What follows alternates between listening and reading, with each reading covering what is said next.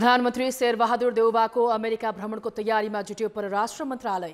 कान्तिपुर समाचारमा आज सत्ता गठबन्धनको प्रमुख सहयात्री दल नेपाली कांग्रेस स्थानीय चुनावमा इमानदार र गम्भीर नभएको माओवादी केन्द्रको आरोप। आसन्न निर्वाचनका तयारीबारे एमाले सचिवालय बैठकमा छलफल। सामाजिक सञ्जालको प्रयोग गरेर पैसा असुल्ने अन्तर्राष्ट्रिय गिरोहले नेपाललाई निशाना बनाएको सम्बन्धी सहकर्मी रमेश थमलाको रिपोर्ट। अनि अन्तर्राष्ट्रिय प्रसङ्गमा लुहान्स्क राज्यको अन्तिम प्रमुख युक्रेनी शहरमाथि रुसी सेनाको कब्जा र खेलकुदमा मौसम अनुकूलका पूर्वाधार नहुँदा वर्षको 4 महिना नेपाली खेल क्षेत्र ठप्प लगायतका समाचार। नमस्कार, अब मुख्य समाचार। माओवादी अध्यक्ष दाहालद्वारा समाजवादी गठबन्धनको प्रस्ताव। स्थानीय चुनावमा कांग्रेस इमानदार नभएको निष्कर्ष। वाम तालमेलको विकल्प खुला राख्न सदस्यहरूको सुझाव। असारे झरीमा सरकारलाई बजेट सक्ने चटारो। दैनिक 1 अर्ब भन्दा बढी खर्च। मिले मतोको हतारोले काम पनि गुणस्तरहीन। देशभर 10 लाख हेक्टर खेतीयोग्य जमिन बाँझै। बढ्दो लागत र जनशक्ति अभाव मुख्य कारण। जग्गा उपयोगका लागि ल्याइएको भूमि ब्याङ्कको कार्यविधि नै बनेन। युक्रेनको रणनीतिक महत्त्वको लिसिचान्स सहर रुसको नियन्त्रणमा। पश्चिम क्षेत्रमा अघि बढ्न रुसी सेनालाई बाटो खुल्यो। र वर्षको 4 महिना नेपाली खेल क्षेत्र ठप्प। बर्खा यामको खेलकुदका लागि न योजना छ न त मौसम अनुकूल पूर्वाधार।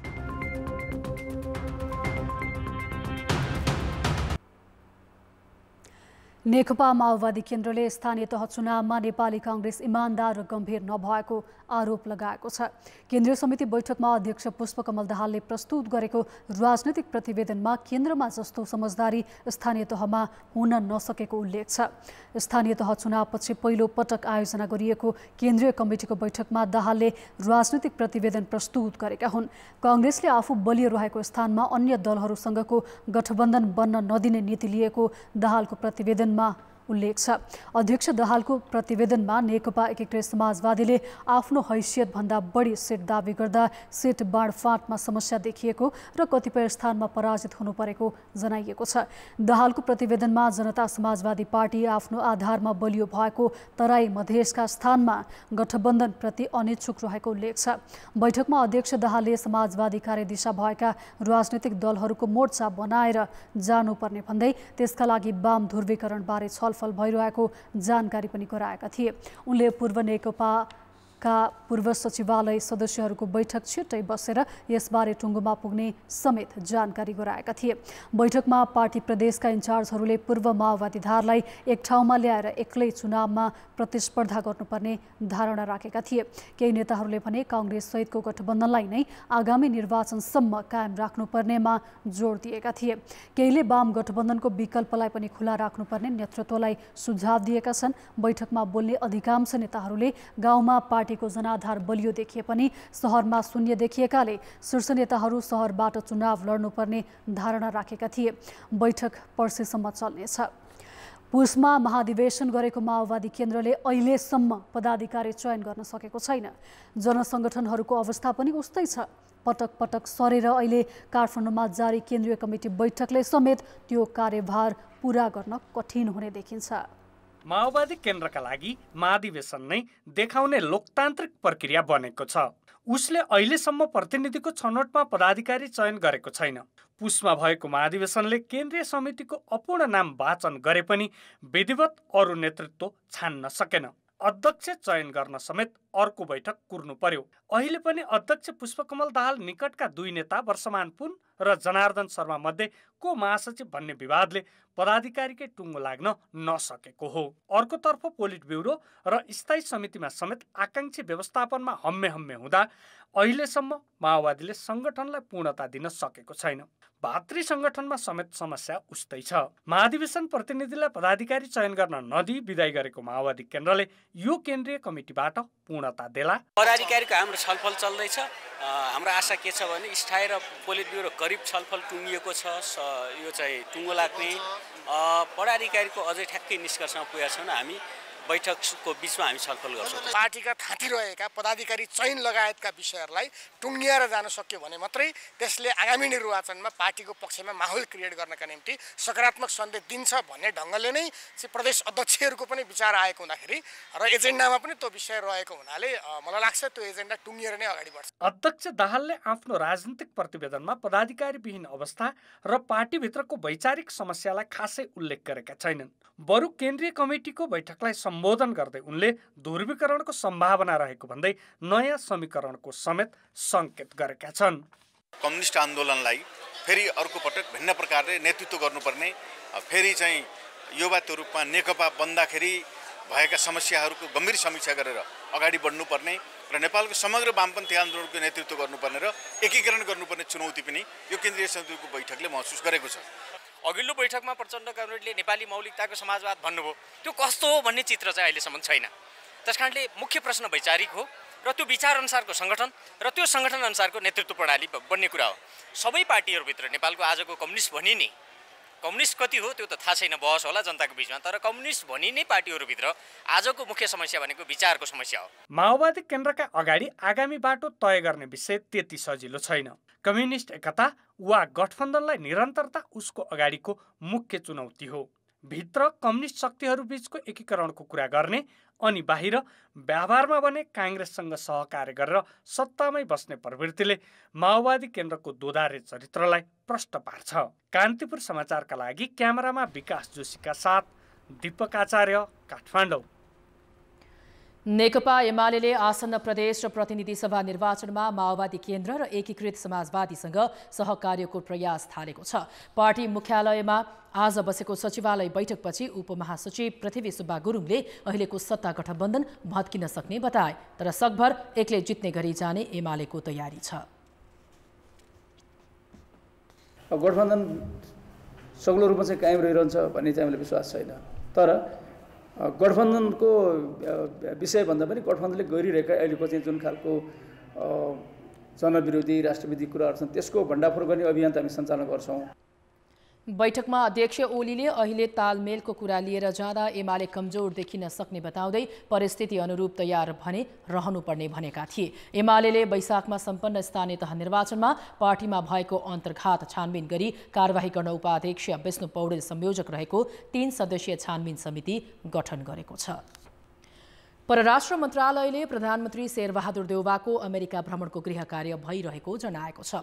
परराष्ट्र मन्त्रालयले आज गरेको पत्रकार सम्मेलनमा प्रवक्ता सेवा लम्सालले प्रधानमन्त्रीको भ्रमण अपेक्षित रहेको बताइन्। गृह कार्य भइरहेको र मिति तय हुन भने बाँकी रहेको परराष्ट्रले जनाएको छ। असार अन्तिम साता प्रधानमन्त्री देउवा अमेरिका भ्रमणमा जाने तयारीमा छन्। मन्त्रालयले अमेरिकी स्टेट पार्टनरशिप प्रोग्राम SPPमा सहभागी नहुने विषयमा पत्र नपठाइएको पनि प्रष्ट पारेको छ। उपयुक्त समयमा कूटनीतिक माध्यमबाट पत्राचार गरिने प्रवक्ता लम्सालले जानकारी दिइन्। विवाद बढ्दै गएपछि सरकारले असार 6 गते SPPमा सामेल नहुने निर्णय गरेको थियो। समाचारमा पुनः स्वागत छ। समय छँदासम्म आलटाल गर्ने अनि जब असार लाग्छ बजेट सक्नै पर्ने भएकोले ठेकेदारदेखि कर्मचारीसम्म तात्ने हाम्रो विकासे परम्परा नै हो। व्यवस्था, नीति र नेतृत्व फेरिए पनि असारे झरीमा कालोपत्रेमाथि कालोपत्रे थप्ने र हिलाम्मे सडकमा पिच गर्ने प्रवृत्ति अझै हटेको छैन। आर्थिक वर्षको पहिलो महिना साउनमा 94 करोड मात्रै खर्च भएकोमा असारमा दैनिक 1 अर्ब रुपियाँ खर्चिनुले त्यसैलाई पुष्टि गर्छ। यतिखेर हामी शङ्खमूल एरियामा छौँ। आर्थिक वर्षको अन्तिम समयमा आकाशबाट पानी चुइराखेको छ, तर तपाईँ हाम्रो पछाडि देख्न सक्नुहुन्छ सडक कालोपत्रे धमाधम भइराखेको छ। यही हो असारे विकासको शैली। आर्थिक वर्षको पहिलो महिना साउनमा 94 करोड रुपियाँ मात्रै खर्च भएको थियो। त्यसयता नीतिगत समस्या, आन्दोलनको बहाना र अदालती अवरोध देखाएर विकासका काम रोकिए। जब असार लाग्यो सरकारी कर्मचारीदेखि निर्माण कम्पनीलाई विकासको हतारो सुरु भयो। यो असारमा दैनिक जसो औसत 1 अर्ब रुपियाँ भन्दा धेरै खर्च भइरहेको छ। 14 दिनमा 15 अर्ब 20 करोड रुपियाँ निकासा भएको छ। बजेट सक्नै पर्ने भएकाले सिंहदरबारकै वरिपरि असारे झरीमा पिचमाथि पिच भइरहेको छ। राजधानीका व्यस्त सडकमा ट्राफिक प्रहरी नै खटाएर दिनरात कालोपत्रे गर्ने हतारोको कारण भने असारपछि रकम फिर्ता जानु हो। आसफाल्ट ओभरलेमा तपाईँले घाम लागेछ हैन, ट्याग हाल्नुभयो र अलिकता पानी पर्यो भने त्यसले असर गर्दैन। यदि पानी परिसकेपछि ट्याग हाल्यो भने चाहिँ त्यसले असर गर्छ। हाम्रो सर्फेसको टेम्परेचर हामीले चेक गर्ने हो। हाम्रो यो अस्पताल क्वालिटीको अस्पतालको यो मेटेरियल हुन्छ, यसको चाहिँ हाम्रो चाहिँ टेम्परेचर भनेको 180 डिग्री बराबर हुन्छ हैन। अब तपाईको सर्फेसको टेम्परेचर मिलेपछि हामीले गर्न सकियो। तर अन्य इन्जिनियरहरू भने कालोपत्रे गरेको ठाउँमा 3 घण्टासम्म पानी परे यो काम नलाग्ने बताउँछन्। मिलेमतोमा कमजोर काम गर्ने र कमिसन मिलाएर रकम निकासा गर्ने प्रवृत्तिले यो बेलाको कामको गुणस्तर कमजोर हुने जनगुनासो छ। पोहोर दसैँ पछाडिबाट हो, दसैँ पछाडि अनि दसैँ अगाडिबाट हो। अब दसैँ यसपालि दसैँमा फिनिसिङ हुन्छ भन्ने कुरा छ। पिच नहुनुभन्दा हुनु त राम्रै हो, तर चाहिँ यो भइरहेको ठाउँमा भन्दा पनि नभएको ठाउँमा हिलाम्मे भएको ठाउँमा गर्दाखेरि चाहिँ राम्रो जस्तो लाग्छ मलाई। तर व्यक्तिगत हिसाबमा भन्दा घर अगाडि आफ्नै घर अगाडि पिच भइरहेछ, तर यहाँ त हिलोसिलो छैन अहिले त ठिकै छ। जुन ठाउँमा विकासै हुँदैन त्यो ठाउँमा पो विकास गर्नु पर्यो। विकासमाथि विकास थपेर के हुन्छ त्यो होइन। अब पिच केही भएकै छैन, त्यसमा चाहिँ फेरि कालपत्र डल दिने। जुनै ठाउँमा चाहिँ अब हिलोमिलो छ त्यसमा पो सरकारले चाहिँ हेर्नुपर्ने हो नि त। असारमा बजेट सकाउनैकै लागि हतारमा गरिने विकास दिगो नहुने सरकारदेखि सर्वसाधारण सबैलाई थाहा छ, तर रोक्न भने कसैको ध्यान छैन। असारमा गरेको काम चाहिँ हामी सबैको नोटिस भइराखेको छ। यो धेरै हट इस्यु, डिबेटेबल इस्युज पनि हो, धेरै पब्लिकहरूले पर्सिभ गरेको इस्यु पनि भएको कारणले गर्दा हामीले त्यो देखिराखेका छौँ। तथापि काम चाहिँ सधैँ नै एउटा गतिमा भइराखेको छ। तर मैले एउटा कुरा के भने हाम्रो संरचना, हाम्रो बजेटको स्ट्रक्चरको कारणले अन्तिम त्रैमासिकमा काम चाहिँ बढी नै हुन्छ। राजधानीका चोक चोक र गल्ली गल्लीमा धमाधम आरसीसी ढलान भइरहँदा गाउँघरमा सडक खन्ने चटारो छ। अहिले देशभरि नै बजेट सकाउन दिन-रात विकास निर्माणका काम भइरहेका छन्। तपाईहरू मेरो पछाडि देख्न सक्नुहुन्छ यो ट्रिपरको लाइन हो। यस्तै विकास निर्माणका काम गर्न अलकत्रा बोकेर उभिएका यी गाडी हुन्। असारे विकासका नाममा हुने यस्ता निर्माणकारीले जनताले तिरेको कर बालुवामा खन्याए सरह भएको छ। कान्तिपुर समाचारका लागि क्यामेरामा गोविन्द खत्रीका साथ भरत रावल, काठमाडौँ। आर्थिक वर्षको अधिकांश समय सुस्त गतिमा काम भएको मध्य प्रदेशमा अहिले भने बजेट सक्ने हतारो छ। त्यो पनि परिणाम देखिने काममा भन्दा तालिम, गोष्ठी र सम्मेलनमा पैसा खनाइदिएछ। धनुषाको नगरायन नगरपालिका 2 जठी निवासी क्षेमा कुमारी झा 3 किलोमिटर पैदल हिँडेरै 7 दिने अगरबत्ती तालिम लिँदैछन्। तर तालिमपछि रोजगारी पाइनेमा उनलाई आशा छैन। सहभागी 40 जनाकै चाहना रोजगारी छ। हामीहरू त भत्ताको कारणले आएको थियो। जो भत्ता छैन तब के गर्छौ 200 रुपैयाँ लिएर हामीहरू आफ्नो मालजाल बच्चाहरू हेर्छौँ कि यो अगरबत्ती बनाउँछौ। ई जे बनैतिए या घरे सेल कर दिए चाहे कोनो ठमन एगो फैक्ट्री खुलते ओहि में आदमी के जे रखते तो हम सुन जे बूढ़ सूढ़ से तो में बना उना के अपन जीवन कटतिए।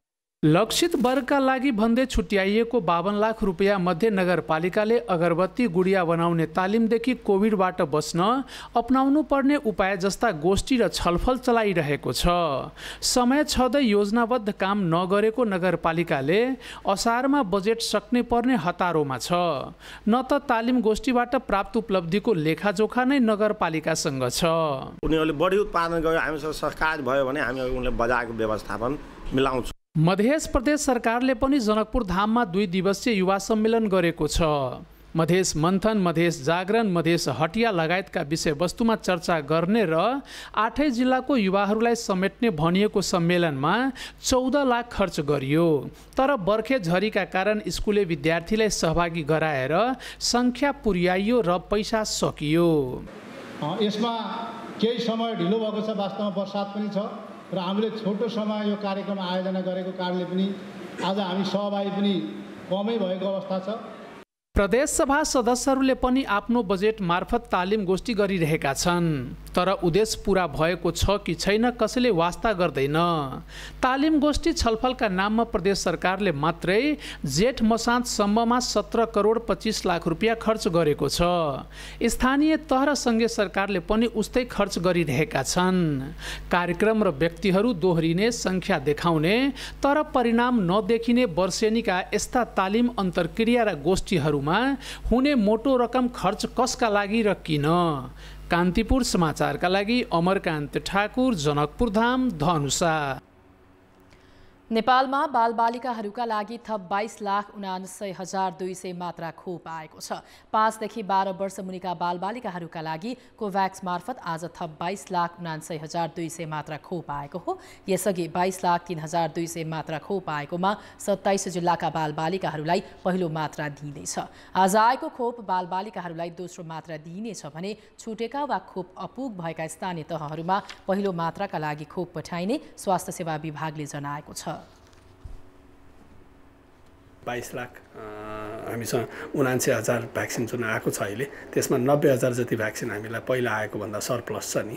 त्यो भ्याक्सिनले चाहिँ पहिलो मात्रा छुट भएका बालबालिकाहरूलाई खोप दिन मिल्ने गरेर हामी वितरण गर्छौँ। त्यसकारण अब चाहिँ त्यो जसले जुन विद्यालयमा अथवा जुन ठाउँमा चाहिँ जुन स्थानमा चाहिँ बालबालिकाहरूले खोप पाउनु भएको थिएन, अब खोप लिन सक्नुहुन्छ। पहिलो चरणमा 27 जिल्लाका 21 लाख बालबालिकालाई खोप दिने सरकारको लक्ष्य रहेकोमा अब करिब 84,000 खोप मात्र बाँकी रहेको छ। दोस्रो लटमा 50 जिल्लाका 16 लाख बालबालिकालाई गरी जम्मा 5 देखि 12 वर्ष मुनिका 37 लाख बालबालिकालाई खोप दिने सरकारको लक्ष्य छ। धुलिखेल अस्पतालमा ओमिक्रोन भेरिएन्टको उपप्रजाति BA.5 भेटिएको छ। धुलिखेल अस्पतालमा कोरोनाको जेनेटिक विश्लेषण गर्ने क्रममा ओमिक्रोनको सब भेरिएन्ट BA.5 पत्ता लागेको अस्पतालले जनाएको छ। ओमिक्रोनको जुन विभिन्न सब टाइपहरू हुन्छ त्यसमा चाहिँ 5औं टाइपको भनेर चाहिँ देखिएको हो। अब यसलाई चाहिँ हामीले अनि नेपाल सरकारलाई पनि जानकारी गराइदिएको छ। आज अस्पतालले पुष्टि गरे पनि स्वास्थ्य मन्त्रालयले भने यो विषयमा केही जानकारी नआएको जनाएको छ। यो उपप्रजाति पहिलेको भन्दा बढी घातक भएको भन्ने कुनै आधार नभएको चिकित्सक बताउँछन्। यता राष्ट्रिय जनस्वास्थ्य प्रयोगशालाले पनि आफूले केही नमुनाको जिन सिक्वेन्सिङ गरिरहेको र मंगलबारसम्म थप नतिजा आउने बताएको छ। अर्थ र विकास। रुस युक्रेन युद्धका कारण संसारभरकै खाद्य आपूर्ति प्रणाली खलबलिएपछि धेरै मुलुकले भविष्यमा हुन सक्ने खाद्य सङ्कटलाई ध्यान दिँदै आत्मनिर्भर कृषिमा जोड दिँदै आएका छन्। तर हाम्रो सरकारले भने त्यसतर्फ सोचेकै छैन। बाँझो खेतीयोग्य जमिनको उपयोगका लागि ल्याइएको भूमि बैंक सञ्चालन गर्न चाहिने नियमावली र कार्यविधि 2 वर्षदेखि बनाउन नसक्नु यसैको प्रमाण हो, जसका कारण देशभर 10 लाख हेक्टर खेतीयोग्य जमिन बाँझै छन्। मध्य असारमा धानले हरियाली हुने पश्चिम अर्घाखाँचीका गैरी खेतमा धान रोप्न छोडिएको वर्षौं भयो। अर्घाखाँचीबाट बसाइ सरेर तराई झरेकाहरूले हँदिया गर्ने मान्छे नपाउँदा खेत बाँझिरहेका हुन्। धान खेतीका लागि उत्पादन लागत बढेको, काम गर्ने जनशक्ति नभएको भन्दै गाउँमै रहेकाहरूमा पनि खेती गर्ने जाँगर मरेको छ। बाँझो रहनुको अर्थ आम्दानी छैन, केटाराको भरमा खेती गर्दा केटाराले दिन पुग्दैन। सबै मान्छेले छोडेर हिँडे, खेतभरि बाँझो र जङ्गल उम्रो, यो जङ्गल फानफुन गरेर आफ्नो बाउबाजेको खेती हो, भोलि बिहान टोले पुग्दैन। अर्घाखाँचीमा मात्र होइन, गुल्मी, पाल्पा, स्याङ्जा लगायतका सबैजसो पहाडी जिल्लाको अवस्था उस्तै छ। कृषिमा कछुवा गतिको यान्त्रिकरण, आवश्यक कृषि सामग्री नहुँदा अहिलेको युवा जनशक्ति परम्परागत कृषिमा टिक्न सकेको छैन। 20 वर्ष अघिसम्म आफ्नै रैथाने उत्पादनले आत्मनिर्भर पहाडी जिल्ला अहिले परनिर्भर जस्तै भएका छन्। कृषि मन्त्रालयका अनुसार अहिले करिब 41,20,000 हेक्टर खेतीयोग्य जमिन मध्ये 30,91,000 हेक्टर जमिनमा मात्र खेती भएको छ। पछिल्ला वर्षमा तराईका जिल्लामा समेत खेतीयोग्य जमिन बाँझिने क्रम बढेको छ, तर कति भन्ने कतै अध्ययन हुन सकेको छैन। भूमि अधिकार कर्मीहरूले जमिनको खण्डीकरणका कारण खेतीयोग्य जमिनको क्षेत्रफल सरकारले दाबी गरे भन्दा अझै कम भएको बताएका छन्। व्यक्तिका मात्र होइन, उपयोगमा नआएका सरकारी जग्गामा पनि कानुन बनाएर खेती गरी खाद्य सुरक्षा र व्यापार घाटा सन्तुलनमा ल्याउनु पर्ने बेलामा भएका खेतीयोग्य जमिन समेत प्रयोगमा ल्याउन नसक्नु विडम्बना हो। त्यो कारणलाई हामीले निराकरण गर्नु पर्यो, अनि त त्यो हामीले खेती गर्न सक्छौँ। त्यतिकै चाहिँ हामीले चाहिँ अब जरिवाना लगाउने भनेर चाहिँ त्यो खेती हुन्छ र हुँदैन नि। त्यसैले त्यो बाँझो किन भयो त्यसलाई चाहिँ निराकरण गरेर त्यसलाई कारण पत्ता लगाएर त्यसलाई निराकरण गर्नु चाहिँ हाम्रो दायित्व हो। स्थानीय पालिका मार्फत खेतीयोग्य जमिनको उपयोगका लागि सरकारले 2 वर्ष अघि भूमि बैंकको अवधारणा ल्याएको थियो, जसमा खेतीयोग्य जमिन भए पनि उपयोगमा ल्याउन नसकेका जग्गा धनीको जग्गा भूमि बैंक मार्फत भूमि नभएकालाई निश्चित समयका लागि उपलब्ध गराउने परिकल्पना गरिएको थियो। जग्गा धनीलाई निश्चित पैसा र खेती गर्नेलाई सुविधा दिने योजना भए पनि नियमावली र कार्यविधि ल्याउने जाँगर भूमि मन्त्रालयले गरेन। बाँझो रहेको जग्गाहरू व्यक्तिले भूमि बैंक मार्फत उत्पादनमा ल्याउन सक्ने गरी व्यवस्था गरिएको छ। यसका लागि नियमावली ल्याउन र कार्यविधि ल्याउन आवश्यक छलफल परामर्श भइरहेको छ। अब यसलाई चाहिँ अन्तिम रूप दिन अलिकति अब माथिल्लो तहसम्मै पनि छलफल गर्नुपर्ने होला। भूमि बैंक सञ्चालनमा आएपछि कृषिजन्य वस्तुमा भइरहेको 3.5 खर्बको परनिर्भरता कम हुने, खाद्य सुरक्षामा सहयोग पुग्ने, स्थानीय स्तरमा रोजगारी सिर्जना हुने अपेक्षा लिएको भए पनि सरकारको काम गर्ने यो शैलीमा परिवर्तन नआए लिएका लक्ष्य भेटाउन मुस्किल पर्ने निश्चित छ। कान्तिपुर समाचारका लागि जिल्ला सहकर्मीहरू र क्यामेरामा सुरज खड्काका साथ सुमन पन्थ, काठमाडौँ। अब जनताको आवाज। आज हामीले 7 प्रदेशमा सोधेका छौँ, खेतीयोग्य जमिन बाँझो नराख्न र उत्पादन बढाउन कसले के गर्नुपर्छ?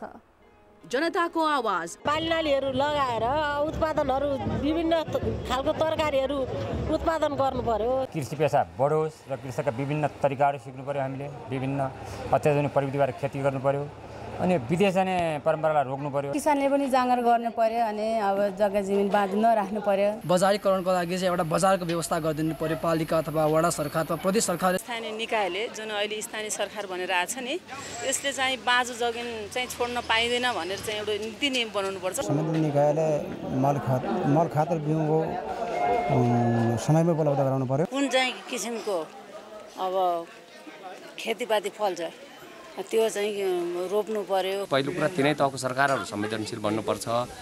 अर्को यहीँ हामी नेपाली जनता पनि संवेदनशील हुनुपर्छ। धेरै अन्न फलाउने किसानलाई सरकारले पुरस्कृत गर्नुपर्दछ। जुन ठाउँमा जे फल्छ त्यो चाहिँ अब सरकारले अनुसन्धान गर्नु पर्यो र त्यसलाई चाहिँ अब आफूले कृषकहरूलाई चाहिँ उत्पादन गर्न उत्प्रेरित गराउन चाहिँ सरकारले चाहिँ ध्यान दिनु आवश्यक छ। हामी जस्तो युवा शक्ति विदेश पलायन हुनु भएन अनि खेतीयोग्य जमिनलाई सही रूपमा सदुपयोग गर्न सक्नु पर्यो। माटो परीक्षण गराउने सर अनि त्यसपछि उहाँहरूलाई सक्रिय सम्झाउने खालको सुझाव सल्लाहहरू दिनु पर्यो। आफ्नो जग्गा किमत गर्नु पर्यो। कृषि गर्ने मानिसहरूलाई कसैले सरकारले सहयोग गर्दैन अनि नेताको आफन्तहरूले मात्रै सहयोग गर्छ। त्यसो गर्नु भएन। पहिलो गोरु चाहियो, मल चाहियो, गर्ने मान्छे चाहियो। प्राविधिक सामानहरू वितरण गरेर युवाहरूलाई विदेश नपठाइकन आफ्नै ठाउँमा केही गरौँ भनेर प्रोत्साहन गर्नु पर्यो। केही गरौँ न भनेर खोज्दाखेरि अब केही फर्मसम खोलौँ यताउता गरौँ भन्दाखेरि त पाउँदैन गरेर खानलाई। रासायनिक मल पनि रोकिदिएको छ। गरी खाउँ भने पनि रासायनिक मल पाउन्न अनि सिँचाइ छैन। त्यो सिँचाइहरू नभएपछि त्यसै नै रोकियो।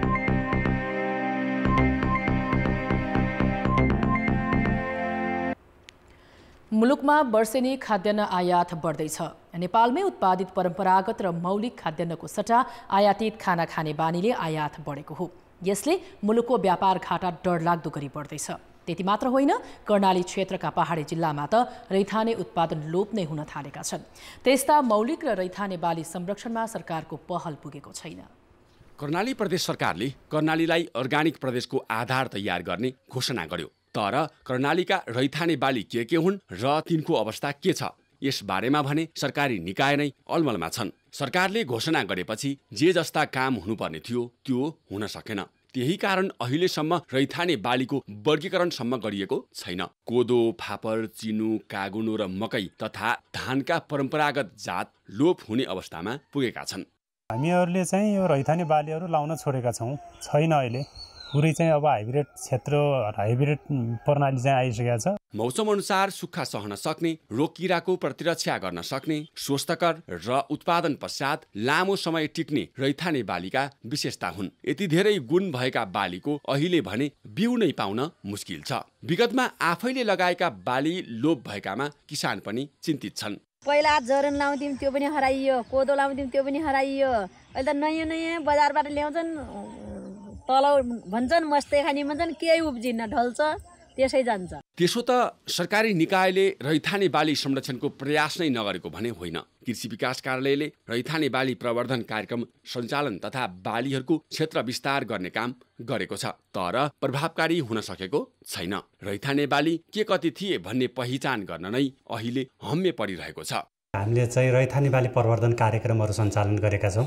विशेष गरी कोदो, फापर, चिनो, कागुनो लगायतका बालीहरूमा चाहिँ हामीले क्षेत्र विस्तार लगायतका क्रियाकलापहरू सञ्चालन गरिरहेका छौँ। अर्ग्यानिक कृषि उत्पादनका लागि रैथाने बालीको विकल्प छैन। यस्ता रैथाने जातको पहिचान गरेर आवश्यक प्राविधिक परीक्षण पश्चात वैज्ञानिक तवरले रैथाने बाली संरक्षण र क्षेत्र विस्तार गर्न ढिलाइ गर्नु हुँदैन।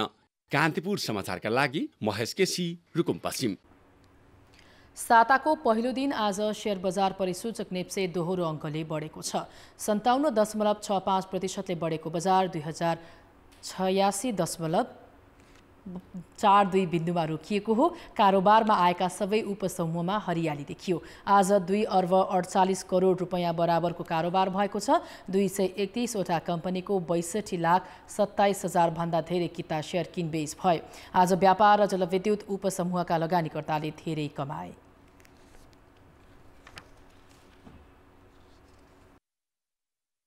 अब बाँकी समाचार। इन्टरनेटको पहुँचले सूचना प्रविधिमा काया पलट्ने गरेको छ। हरेकका हातमा भएका मोबाइल अनि थरीथरीका सामाजिक सञ्जाल। तर त्यही इन्टरनेट अनि सामाजिक सञ्जालको दुरुपयोग भने अपराधको मुख्य कारक बनेको छ। पछिल्लो समय व्हाट्सएपमा भिडियो कल गरेर पैसा असुल्ने अन्तर्राष्ट्रिय गिरोहले नेपाललाई निशानामा पारेको प्रहरी अनुसन्धानले देखाउँछ। केही दिन अघि एकजना प्राध्यापक प्रहरीको साइबर ब्युरो पुगे। उनको उजुरी थियो संयुक्त राष्ट्रसङ्घ अन्तर्गत सुडानमा बसेर काम गर्ने बताउने महिलाले गरेको ठगी। 3 महिना अघि उनलाई इमेल आएको थियो। इमेलको विषय, पठाउनेको फेसबुक र सम्पर्क नम्बर सबै ठिकठाकै देखियो। व्हाट्सएपमा भिडियो कुराकानी हुन थालेपछि ती महिलाले संयुक्त काम गर्ने प्रस्ताव राखेकोले प्राध्यापकले नेपाल आउन आग्रह गर्दै दुवैतर्फको टिकट पठाए। तर ती महिलाले तत्काल आउन नसक्ने र परियोजना अध्ययन खर्च मागेपछि प्राध्यापकले 9 लाख रुपियाँसम्म पठाए। दिन बित्दै गए पनि उनी नआएपछि बल्ल आफू ठगिएको ठानेर ती बुद्धिजीवी प्रहरीकामा पुगेका हुन्। यो एउटा प्रतिनिधि घटना मात्रै हो। व्हाट्सएपमा अहिले नचिनेका व्यक्तिबाट भिडियो फोन गरेर प्रलोभन देखाउनेदेखि अश्लील तस्बिर राखेर मोलमोलाई गर्दै पैसा असुल्ने सङ्गठित समूह नै सक्रिय देखिएको छ। नचिनेको नम्बर, विदेशी नम्बरहरूबाट चाहिँ व्हाट्सएपमा कल आउँछ हैन। कल आइसकेपछि जब यताबाट चाहिँ रिसिभ गर्नुहुन्छ नेपालमा, जस्तो यसमा चाहिँ अलिकति शिक्षित पढे लेखेको मान्छेहरू हैन, पोलिटिसियनहरू, अलि उच्च ओहदाको सरकारी कर्मचारीहरू हैन, शिक्षकहरू, यसको भिक्टिम हैन, डक्टरहरू, उहाँहरू चाहिँ यसको भिक्टिम भएको देखिन्छ। सुरुमा चाहिँ उहाँहरूलाई यो नचिनेको नम्बरहरूबाट कल आउँछ। कल आइसकेपछि जब उहाँले चाहिँ रिसिभ गर्नुहुन्छ, रिसिभ गरिसकेपछि चाहिँ त्यसमा अहिलेसम्म देखिएको चाहिँ यसको मोडस अप्रेन्डीमा चाहिँ यो इन्डियन चाहिँ लेडिज मान्छेको न्युड, उहाँले लुगा नलगाएको भिडियोहरू चाहिँ त्यहाँ उहाँलाई देखाइन्छ भिडियो कलमा आएर। त्यसपछि यता जसले चाहिँ नेपालबाट कल रिसिभ गर्नुभएको छ उहाँसँग चाहिँ त्यो भिडियोलाई जोडेर अनि त्यसपछि चाहिँ पैसाको बार्गेनिङ गरिन्छ। व्हाट्सएपको +91 +92 +96 र +971 नम्बरबाट आउने फोनबाट सबैभन्दा धेरै नेपाली ठगिएका छन्। 15 लाखसम्म फिरौती बुझाउनेहरू प्रहरीकोमा पुगेका छन्। यो 1 वर्षमा मात्रै साइबर अपराध सम्बन्धी 4000 उजुरी प्रहरीमा पुगेको छ। तर व्हाट्सएप अर्थात् अन्य सामाजिक सञ्जालको कार्यालय नेपालमा नहुँदा अनुसन्धान जटिल बनेको छ। अपराधै यसलाई टेकेर यसको दुरुपयोगबाट भइसकेपछि यो सामाजिक सञ्जाललाई हामीले पत्रचार गर्नुपर्छ र त्यसको जवाफ आइसकेपछि विश्लेषण र अनुसन्धान गर्न सहज हुन्छ। र पछिल्लो समयमा त यदि यो सामाजिक सञ्जालका नेपालमा कर्पोरेट अफिस हुने हो भने नेपाल प्रहरीले रियल टाइममा विश्लेषण र अनुसन्धान गर्न सक्छ कुनै पनि घटनाको। इन्टरनेटको प्रयोग गरेर सामाजिक सञ्जाल मार्फत हुने ठगीमा अन्तर्राष्ट्रिय समूह नै सक्रिय देखिएकोले दूरसञ्चार सुरक्षामा सरकारी निकाय के गर्दैछ? साइबर सिक्युरिटी सम्बन्धी चाहिँ कानुन नै ल्याउन लागेका छौँ हैन। त्यो ड्राफ्ट भर्सन्समा छ, कन्सल्टेसन्स भइरहेछ। लास्ट मन्थ पनि कन्सल्टेसन्स भयो हो। अनि त्यो कन्सल्टेसन्स पछि त्यो फाइनल हुन्छ हैन। त्यो कानुन आइसकेपछि त्यो कुराहरू धेरै चाहिँ कन्ट्रोल हुन्छ। प्रविधि जति नयाँ आउँछ त्यति नै चुनौती पनि बढ्दै गएको छ।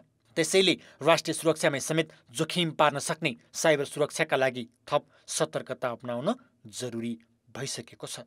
कान्तिपुर समाचारका लागि क्यामेरामा श्याम श्रेष्ठ र राजेन्द्र महर्जनका साथमा रमेश धमला, काठमाडौँ। अब जनमतको अन्तिम परिणाम। जनमतमा हिजो हाम्रो प्रश्न थियो, अत्यावश्यक सेवामा अवरोध हुने गरी आन्दोलन गर्ने परिपाटीलाई के भन्ने? ए. निरीह सरकार, बी. गैर जिम्मेवार कर्मचारी र सी. जता पनि राजनीति। जनमतको अन्तिम परिणाम यस्तो छ, ए. निरीह सरकारमा 47%, बी. गैर जिम्मेवार कर्मचारीमा 5% र सी. जता पनि राजनीतिमा 48% मत प्राप्त भएको छ। अब आजको प्रश्न। जनमत। सामाजिक सञ्जालबाट हुने ठगी र अपराधलाई नियन्त्रण गर्न के गर्नु पर्ला? ए. सेवाग्राही सचेत बन्ने, बी. कडा कानुन बनाउने र सी. सुरक्षा प्रविधि मजबुत बनाउने।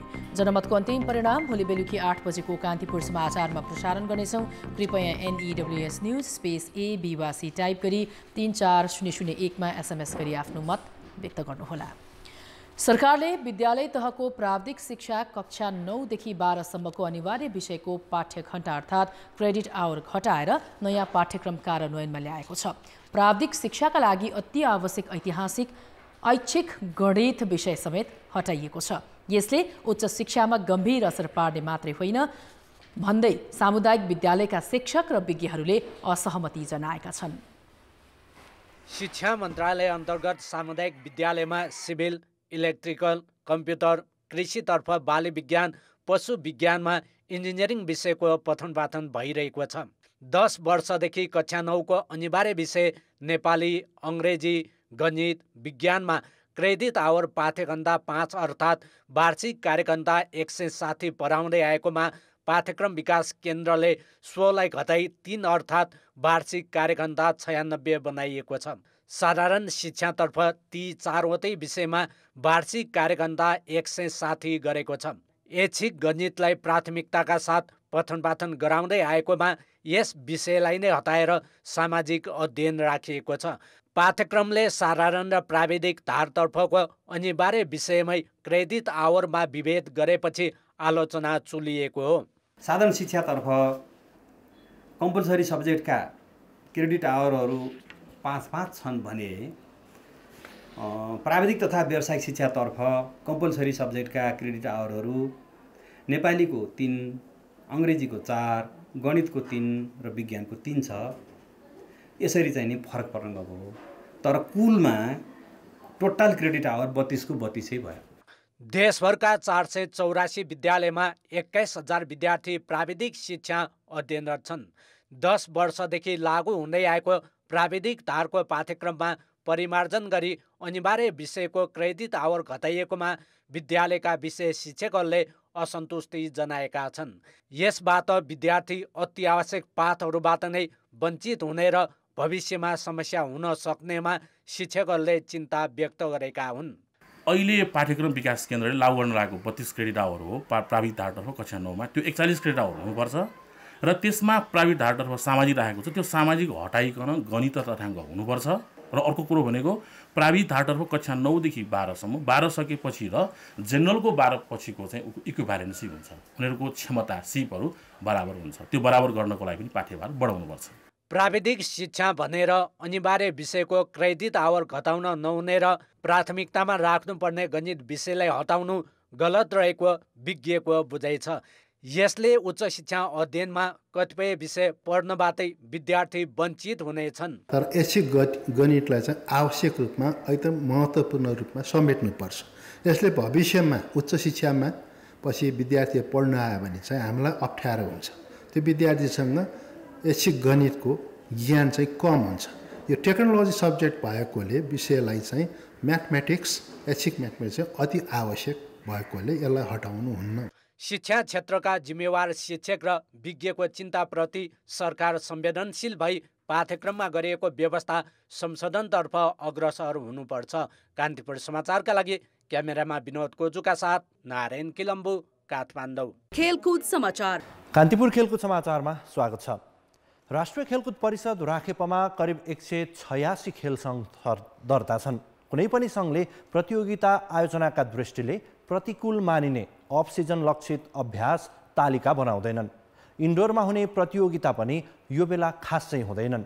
वर्षाको बहानामा खेलकुद मन्त्रालय राखेप र सङ्घ जिम्मेवारीबाट उम्कदा अफ सिजनका लागि हामी कहाँ भौतिक पूर्वाधारको पनि अभाव छ। सामान्यतया जेठ, असार, साउन र भदौ महिनालाई खेलकुदमा अफ सिजन मानिन्छ। नेपालमा यो 4 महिना पानी पर्छ, त्यसैले प्रतियोगिता आयोजना गर्न सहज छैन। तर अफ सिजनमा पनि खेल गतिविधि नहुने भने होइन। प्रतियोगिताका लागि तयारी गर्ने र खेलाडीलाई फिट बनाउने उपयुक्त समय नै यही हो। अफ सिजन जस्तै नेपालमा प्री सिजनको अवधारणा पनि विकास भइसकेको छैन। सम्बन्धित खेलकुद सङ्घ, राखेप र युवा तथा खेलकुद मन्त्रालयसँग पनि 3 फरक सिजनका लागि न योजना छन् न त पूर्वाधार नै। प्रशिक्षण भनेको एउटा कन्टिन्युअस प्रोसेस हो, यो निरन्तर गर्नुपर्ने प्रक्रिया हो। जब हाम्रो बिचमा ब्रेक हुन्छ त्यो खेलाडीको जुन स्तर छ त्यो सट्टै तल जान्छ। त्यो स्तरलाई फेरि माथि लानको लागि हामीलाई समय लाग्छ। ट्रेनिङ ग्यापले गर्दाखेरि त क्षति पुर्याउने भइ नै हाल्यो होइन। त्यसले गर्दा अब भनौँ न 3-4 महिना चाहिँ हाम्रो यो बर्खाको सिजनमा चाहिँ प्राय सबै ठाउँमा र सबै खेलकुदलाई नै यसले असर पुर्याइरहेको हुन्छ। त्यसले गर्दाखेरि अब हाम्रोमा चाहिँ जुन यो सिजनमा ट्रेनिङ गर्न उपयुक्त हुने इन्फ्रास्ट्रक्चरहरू चाहिँ पर्याप्त नहुनाले गर्दाखेरि त्यो भइरहेको हो। Football, cricket, cycling, archery, track and field, triathlon, golf लगायत दर्जनौं खेलको प्रतियोगिता आयोजनाका लागि वर्षा मुख्य समस्या हो। मिति निर्धारण नहुँदै चीनमा आयोजना हुने 1900 एसियाली खेलकुदको तयारी थालेका कतिपय खेलको अभ्यासमा समेत वर्षा बाधक बनिरहेको छ। धेरै खेलको भौतिक संरचनाकै कारण खुल्ला मैदानमा प्रतियोगिता र अभ्यास सम्भव नभएर इन्डोर अभ्यासको विकल्प रहन्छ। तर त्यसतर्फ सम्बन्धित खेलको ध्यान नै जाँदैन। हाम्रो आफ्नो आर्चरी ग्राउन्ड पनि छैन काठमाडौँमा एक त।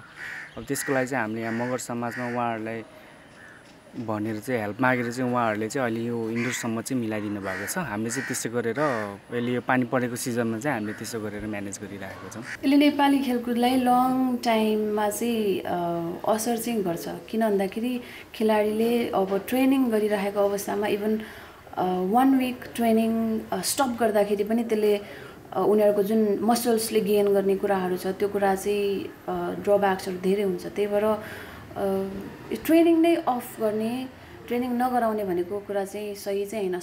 विकसित देशहरूमा इन सिजन, अफ सिजन र प्री सिजनका लागि बेग्लै कार्यक्रम तथा तालिका हुन्छन्। प्रतियोगिता आयोजना हुन नसक्ने समय अर्थात् अफ सिजनमा खेलाडीलाई इन्डोर अभ्यासमा व्यस्त गराइन्छ। मानसिक र शारीरिक रूपमा फिट राख्ने योजना बनाइन्छ। अफ सिजनकै बहानामा खेलाडी महिनौं फुर्सदमा बस्दा इन सिजनको लगानी समेत गुम्ने खतरा बढेको छ। कान्तिपुर समाचारका लागि क्यामेरामा विनोद कोजुका साथ खेलकुद ब्युरोको रिपोर्ट। नेपाली राष्ट्रिय क्रिकेट टिमले ओन्टारियो क्रिकेट क्लब विरुद्ध टस जितेर पहिले ब्याटिङ गर्दैछ। क्यानाडा भ्रमणमा रहेको नेपालको यो दोस्रो अभ्यास खेल हो। खेलमा 17औं ओभर जारी रहँदा नेपालले 4 विकेटको क्षतिमा 165 रन जोडेको छ। खेलमा प्रशिक्षक प्रबुद्धु दासानायकेले 2 परिवर्तन गरेका छन्। किङ सिटीको मेलफ्लिप मैदानमा टस जितेर पहिले ब्याटिङ गरेको नेपालले कुशल भुर्तेललाई 1 रनमा गुमाएको थियो। दिपेन्द्र सिंह ऐरीले 54 रनको अर्धशतकीय पारी खेले। देव खनालले 20, पवन सराफले 37 रन बनाए। यही क्लबसँग भएको एकदिवसीय अभ्यास खेलमा नेपाल 59 रनले विजय भएको थियो। नेपाल विश्व क्रिकेट लिग 2 सिरिजको तयारीका लागि क्यानाडा गएको हो। क्यानाडापछि नेपालले घरेलु टोली स्कटल्यान्ड र नामिबियासँग लिग 2 को सिरिज खेल्नेछ। सो खेलमा पानी परेर ओभर घटेको स्थितिमा कसरी तयार हुने भन्नका लागि नेपालले 20 ओभरको फर्म्याटमा ओन्टारियोसँग खेलेको हो। नेपालले भोलि र पर्सि गरी क्यानाडासँग 2 एकदिवसीय खेल खेल्ने तालिका छ। त्यसपछि नेपाल लिग 2 सिरिजका लागि स्कटल्यान्ड प्रस्थान गर्नेछ। लिग 2 को पहिलो खेल असार 27 गते नामिबियासँग खेल्नेछ। 29 गते स्कटल्यान्डसँग पहिलो खेल हुनेछ। नामिबियासँगको दोस्रो खेल असार 32 गते र स्कटल्यान्डसँग साउन 1 गते हुनेछ। खेलकुद समाचार अहिलेलाई यति नै। अब मौसम सम्बन्धी जानकारी।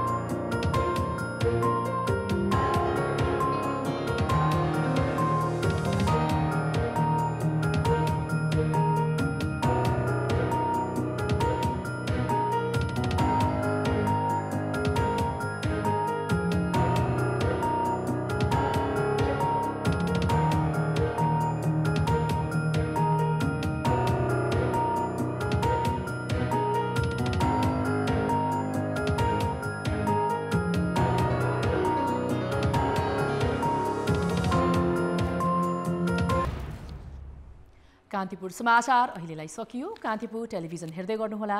नमस्कार।